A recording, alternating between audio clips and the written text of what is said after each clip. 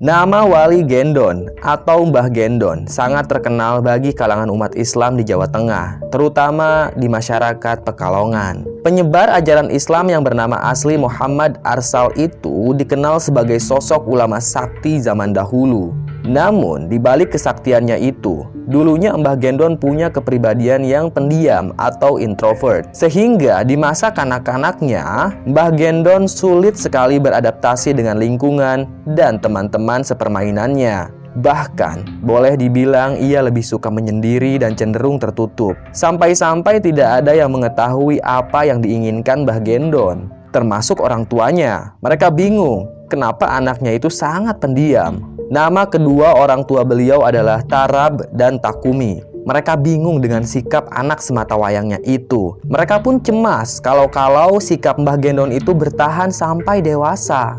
Dan benar saja, saat Mbah Gendon dewasa, sikapnya yang pendiam itu tak berubah sama sekali. Orang-orang di sekelilingnya menganggap Mbah Gendon sebagai sosok yang misterius. Meski begitu, kedua orang tuanya tidak tinggal diam. Dengan susah payah, mereka berusaha mengubah sikap Mbah Gendon yang pendiam. Semasa kecil, Mbah Gendon sering diajak jalan-jalan oleh orang tuanya untuk melihat-lihat keadaan sekitar. Mbah Gendon juga didorong agar mau membuka diri dan bergaul dengan orang-orang yang ditemuinya. Tapi usaha kedua orang tua Mbah Gendon gagal. Sampai pada suatu ketika, mereka berpikir untuk menjodohkan Mbah Gendon dengan seorang gadis kembang desa. Siapa tahu dengan begitu Mbah Gendon bisa berubah. Rupanya rencana mereka cukup berhasil. Anak sematawayang mereka bersedia menerima perjodohan itu. Legalah hati kedua orang tua Mbah Gendon dan terhapuslah rasa cemas mereka. Tanpa menunggu lama, mereka pun melangsungkan pernikahan untuk anak laki-laki sematawayangnya itu.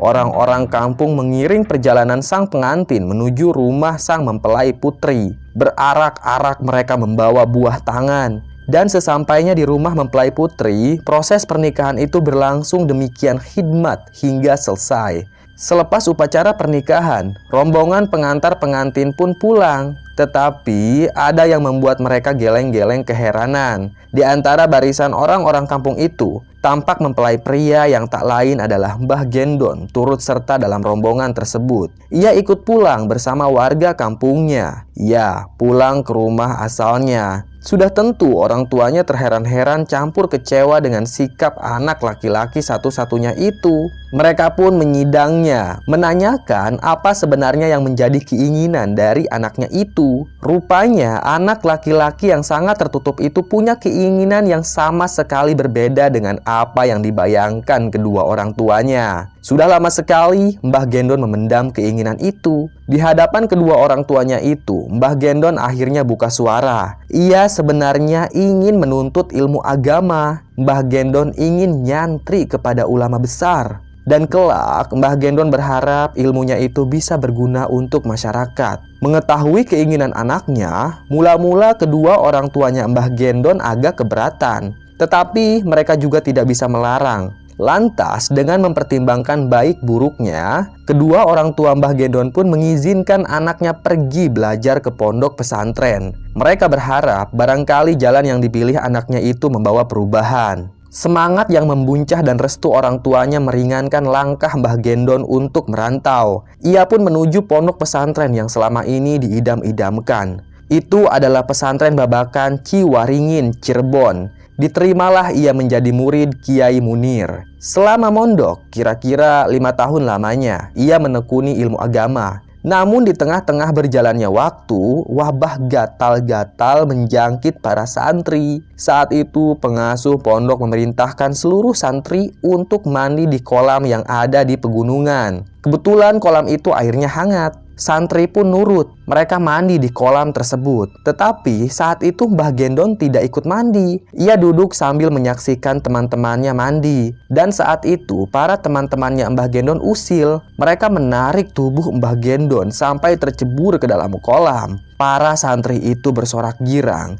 Tetapi sorakannya itu lambat laun meredup. Tubuh Mbah Gendon tak muncul ke permukaan. Semua panik. Para santri akhirnya sibuk mencari bergantian. Mereka menyelam berusaha menemukan Mbah Gendon. Tetapi Mbah Gendon tidak ditemukan. Lalu dikuraslah kolam tersebut sampai kering. Namun tetap saja Mbah Gendon tidak bisa ditemukan. Ia hilang entah kemana. Tak satu pun jejak yang menjadi petunjuk bagaimana hilangnya tubuh Mbah Gendon. Semua orang yang ada di sana terheran-heran. Beberapa hari kemudian, pengasuh pondok pesantren menyampaikan kabar hilangnya santri Mbah Gendon kepada keluarganya. Kedua orang tuanya Mbah Gendon kaget campur heran. Mereka juga sedih. Kabar buruk itu benar-benar membuat orang tuanya Mbah Gendon merasa sangat kehilangan. Mereka hanya bisa mendoakan untuk keselamatan anaknya itu. Karena dalam keyakinan mereka, anaknya itu masih hidup, maka segala harapan tentang anaknya itu menjadi doa. Namun lambat laun harapan itu kian menipis. Tahun demi tahun berlalu, tapi Mbah Gendon tak kunjung kembali. Mereka merasa telah kehilangan harapan. Kemudian kedua orang tuanya itu mencoba untuk melupakan Mbah Gendon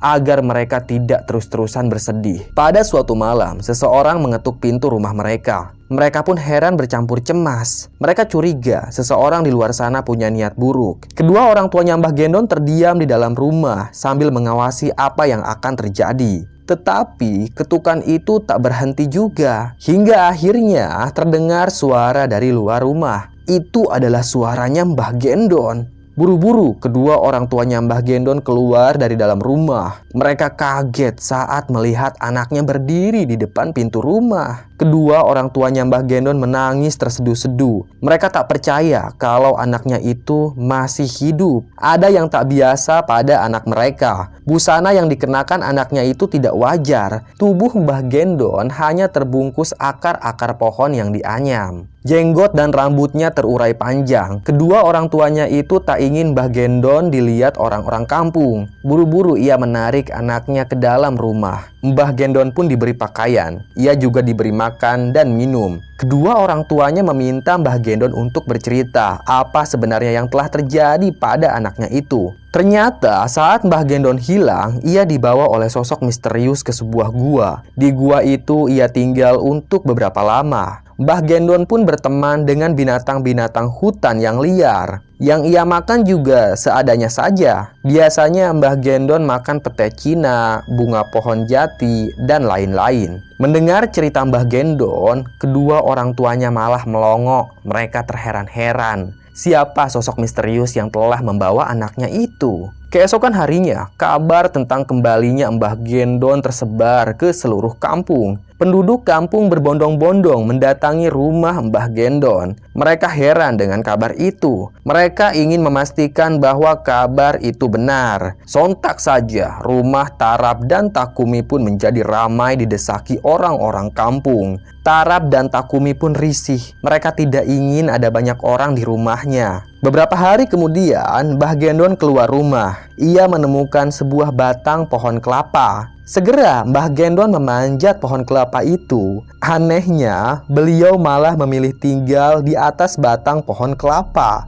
Jelas orang tuanya khawatir. Mereka meminta anaknya untuk turun dan tinggal bersama mereka di rumah. Tapi Mbah Gendon tidak mempedulikan ajakan orang tuanya. Ia pun tetap tinggal berhari-hari di atas pohon kelapa itu. Tapi ada fenomena sakti. Mbah Gendon duduk di atas daun kelapa. Seharusnya ia jatuh, tapi tubuhnya itu seperti kapas. Semua orang mulai sadar kalau Mbah Gendon ini bukanlah orang sembarangan. Setahun sejak ia tinggal di atas pohon kelapa, tiba-tiba saja Mbah Gendon turun dari pohon itu. Setelah turun, ia tidak tinggal di dalam rumah. Beliau hanya tinggal di samping pohon kelapa. Hanya pelepah kering yang ia gunakan sebagai alas untuk duduk dan tidur. Melihat keadaan Mbah Gendon yang sedemikian kacau, keluarganya lantas membangunkan gubuk di tempat ia tinggal. Gubuk itu sekedar tempat untuk berteduh dari panas dan hujan. Tetapi Mbah Gendon tidak selangkah pun bergeser dari tempat duduknya.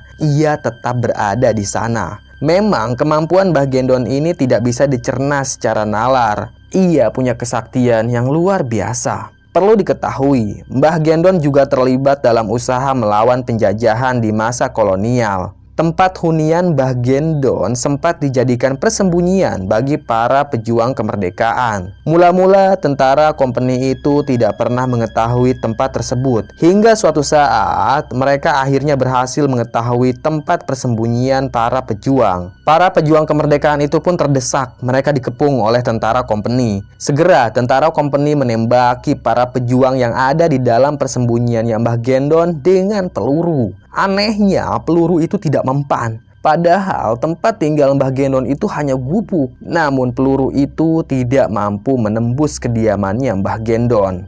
Para tentara Belanda itu pun geleng-geleng kepala. Mereka heran kenapa pelurunya tidak bisa tembus. Lalu para tentara Belanda itu pun kabur. Mereka ketakutan. Dan komplotan pejuang kemerdekaan yang sembunyi di dalam kediamannya Mbah Gendon, mereka semua selamat. Begitulah kisah tentang Mbah Gendon yang kemudian dikenal namanya sebagai Wali Gendon. Nama Gendon sendiri diambil dari bahasa Jawa yang artinya ulat putih. Ulat itu biasanya tinggal di atas pohon kelapa. Barangkali nama Mbah Gendon diambil dari kebiasaan sosoknya yang suka tinggal di atas pohon kelapa. Lalu, siapakah sebenarnya Mbah Gendon? Menurut sumber informasi yang didapat, ia adalah salah satu tokoh ulama Kabupaten Pekalongan, kelahiran desa Kesesi. Diperkirakan masa hidup beliau antara tahun 1868 sampai 1960.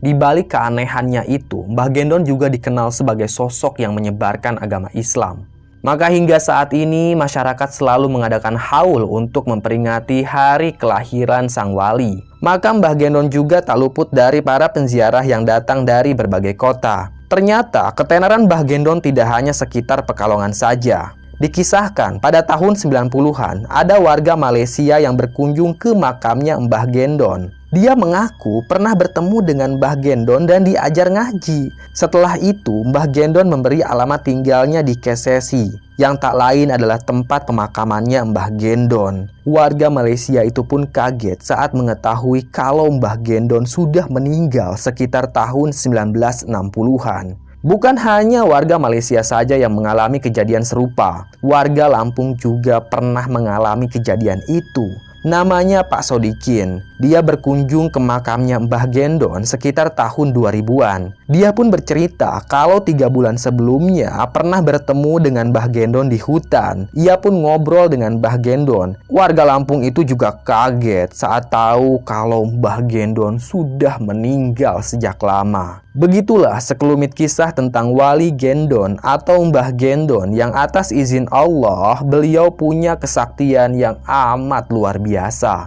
Selesai. Terima kasih sudah menyimak cerita Mbah. Tunggu cerita-cerita lainnya ya. Tetap sehat dan salam merinding.